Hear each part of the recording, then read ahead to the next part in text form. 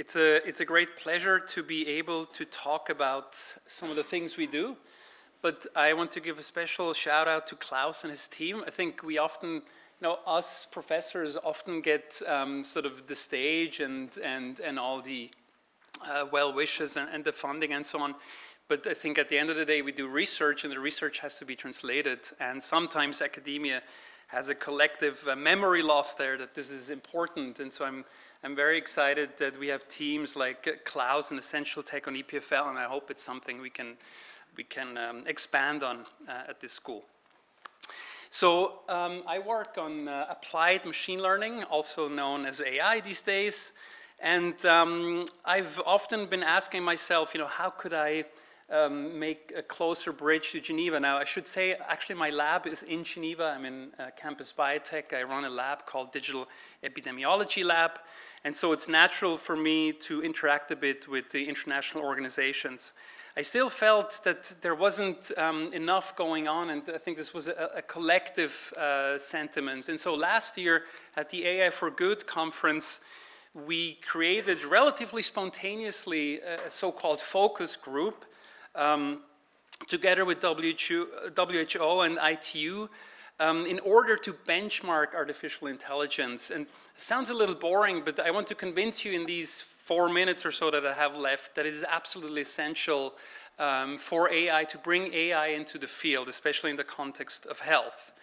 Now, AI, as some of you may know, is sort of a mix of software and data. It's a new way, really, of building algorithms in that we let software, typically implemented as neural networks, learn on lots of data. That's sort of the typical way. There's other ways, but that's one of the most typical ways.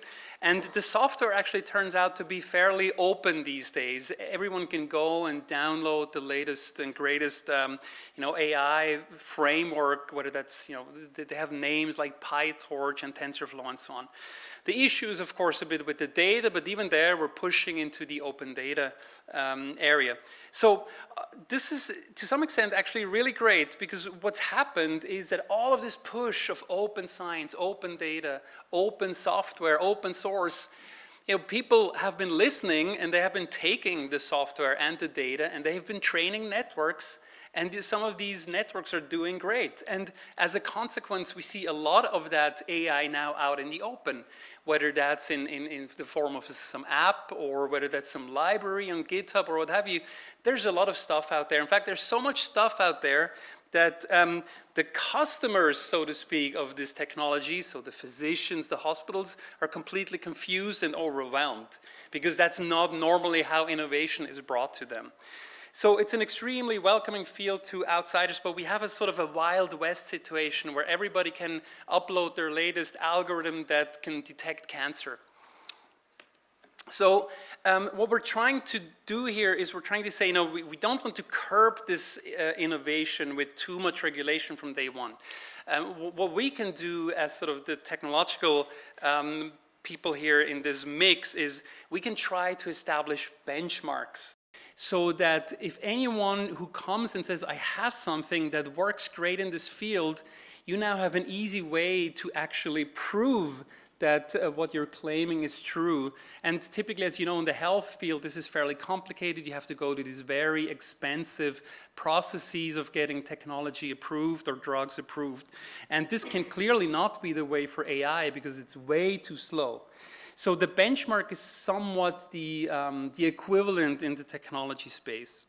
So this is, very briefly the model. I'm not going to go into it, but in detail. But basically, right, we can define certain benchmarks. Let's take as an example skin cancer recognition.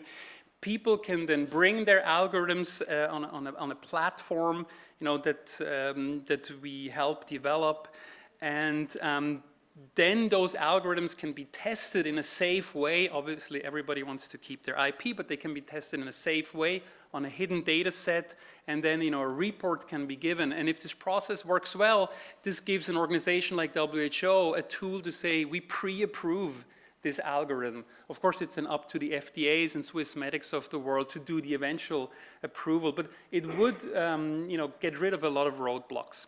So my last two slides, the benefits of this proposed model, it again remains an open and inclusive process because everyone can come and have their algorithms benchmarked if they're willing, because the benchmark may also show that they don't work. It adds substantial clarity to the field, and this, in my view, now is the biggest roadblock when we're talking about AI in health. And it allows us also to execute code, so we can take these algorithms and we can test them. So we don't have to trust anyone that they say, my algorithm does what it does.